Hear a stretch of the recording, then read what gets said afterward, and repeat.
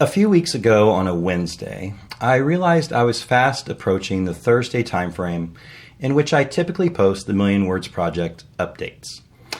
The problem was I hadn't had an opportunity to actually produce a new video, and looking back at the calendar for that week, I can see why. My days were packed with errands and events and other non-writing related items. In fact, January was a month of unexpected plot twists, and it showed. It was clear on my calendar and clear in the customized spreadsheet I used to track my weekly writing progress. I knew I wasn't going to get a new video produced, so I posted to my various social media outlets that I was taking an unexpected week off from the video updates for the Million Words Project.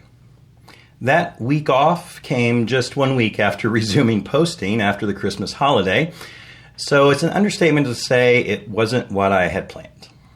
I fully anticipated resuming a normal video schedule the following week as well, but it just wasn't in the cards. And then January slipped into February, which slipped by without pause. Several of you reached out to me over the last few weeks asking if I'd abandoned this Million Words project, so I figured I'd better make a video update and let you all know what is up, and give you some perspective into my ever-evolving process.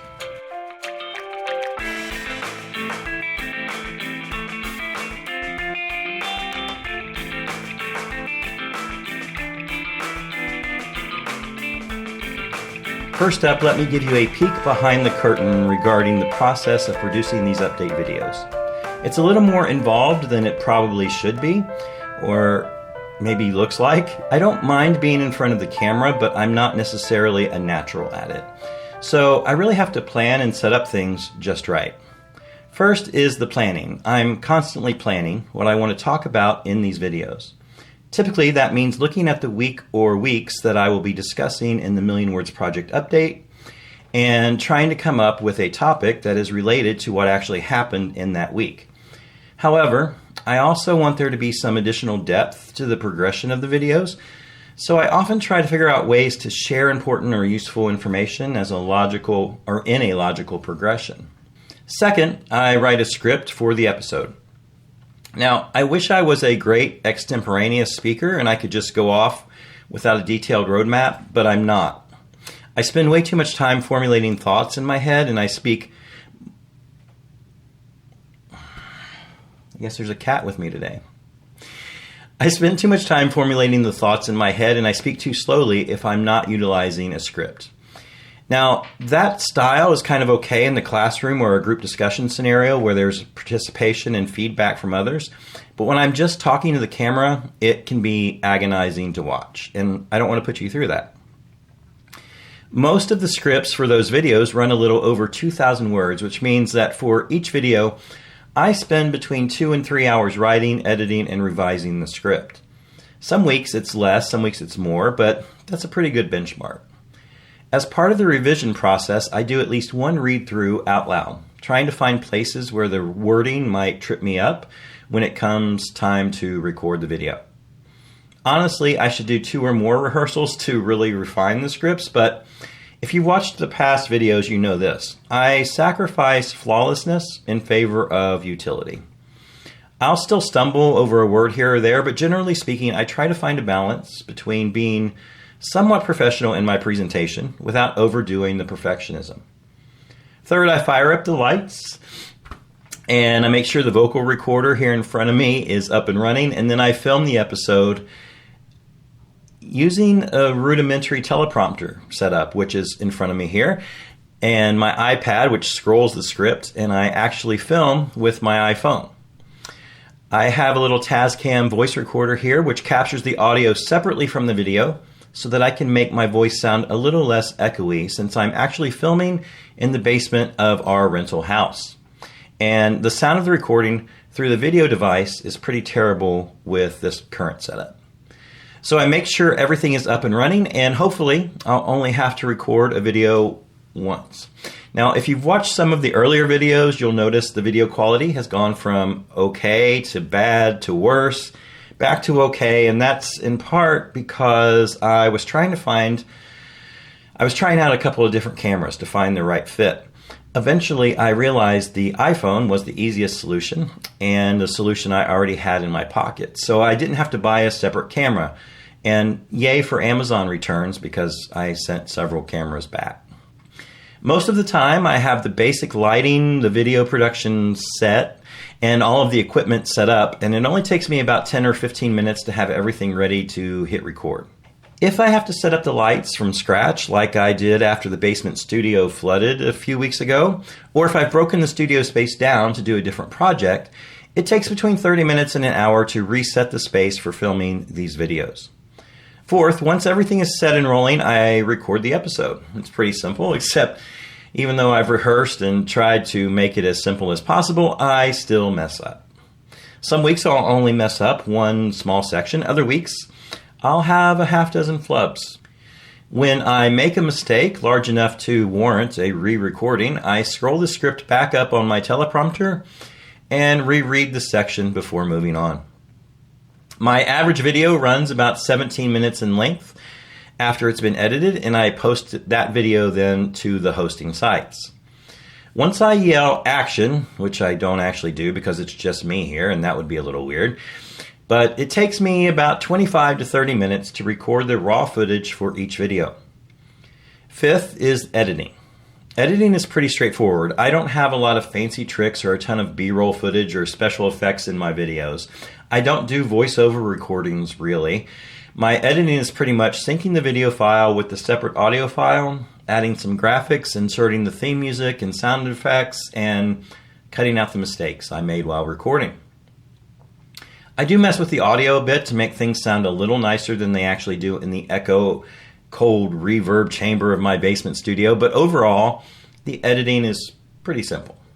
And yet, it still takes me at least an hour to edit a 17-minute video. If I have a lot of mess-ups and re-records, it takes even longer.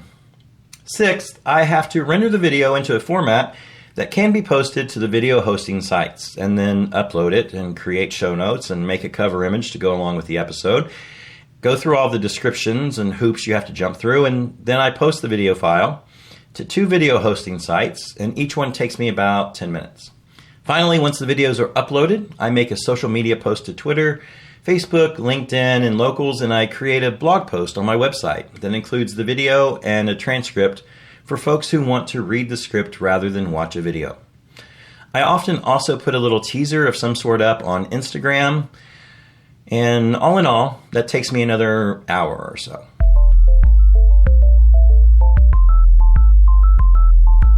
If you add it all up, that comes up to about 6 hours of work for a 15 to 20 minute video.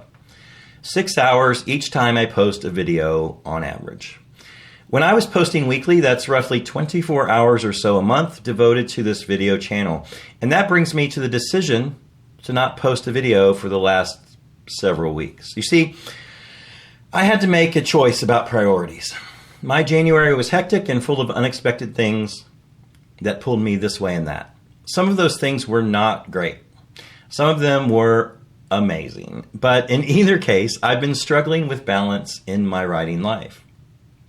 And then February hit like a hurricane. Some of the good news that January brought had long-term repercussions, which required a lot of time and attention throughout both months, and will impact my life for years to come. In addition, I ended up making 2 cross-country 1,000-mile each-way trips, one by plane and one by car, and the trip by plane was only barely more efficient than the one by car. The last few weeks, I knew I didn't have 6 hours to spare for the production of a new video.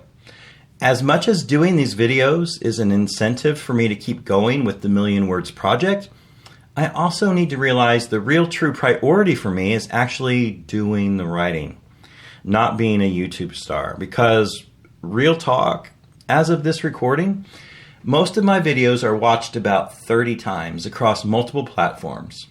My best estimate is about 20 to 30 people watch my updates. I don't do these videos for stardom. I do them because they keep me accountable. Don't get me wrong. It would be great if I had a large enough following that I could make a little supplemental income from talking about creativity and pursuing your big thing dreams. I would love to have enough traction to attract a sponsor or sell some affiliate products or even sell a copy or two of my books. So, yes, it would be dishonest to say there isn't some level of desirability in that sort of scenario, but that's not why I do the videos at the most basic level. I do them because they give me an outlet to talk about and internalize the lessons I'm learning about my writing life as I go through this year-long challenge. While it is great anytime I hear from someone who is actually watching all of this, it's really for my own benefit that I do these videos.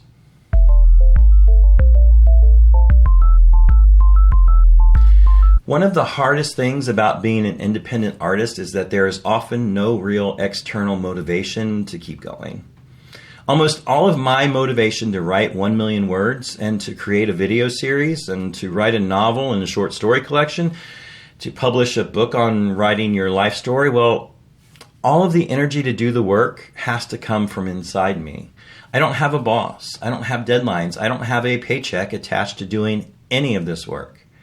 Being free and independent is great because you have, well, freedom.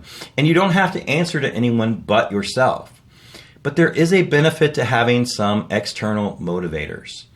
A deadline with an editor dangling a paycheck over the finish line, well, it's a lot easier to sprint towards that finish than it is to work toward a date on a calendar that has no consequences if it's not met.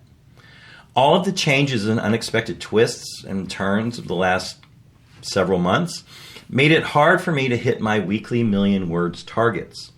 Some weeks I did okay, other weeks I fell short.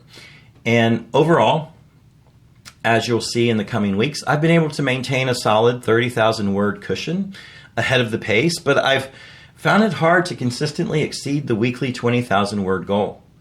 And if I'm struggling to find the time to hit my weekly targets on the Million Words Challenge, it's hard to justify taking the extra 6 hours to write, film, edit, and post a video.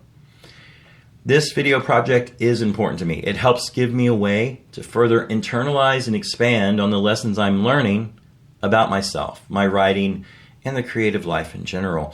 But it is a secondary project. It's a complement to the real work of this year of the Million Words Challenge. The real work is writing. The real work is keeping myself on pace to write 1 million words in 12 months. It would be counterproductive to sacrifice time and energy necessary to meeting that word count goal in order to make a video for my social media. And there are times when I have to reassess and remind myself of what my priorities really are. Making weekly updates about this Million Words Challenge is beneficial, but it's secondary. The primary goal is to write 1 million words, not be a social media star. So there are times when I need to put the focus back on the Million Words Challenge and recognize that this video series is a secondary goal. So while I intend to get back to weekly updates focused on my steady little march toward 1 million words, I will do so with this reminder. The video series is a secondary goal. It is valuable for me to record these videos, and I hope that a few dozen folks who watch them get something out of them. But my primary focus is the slow and steady march towards writing 1 million words in 1 year.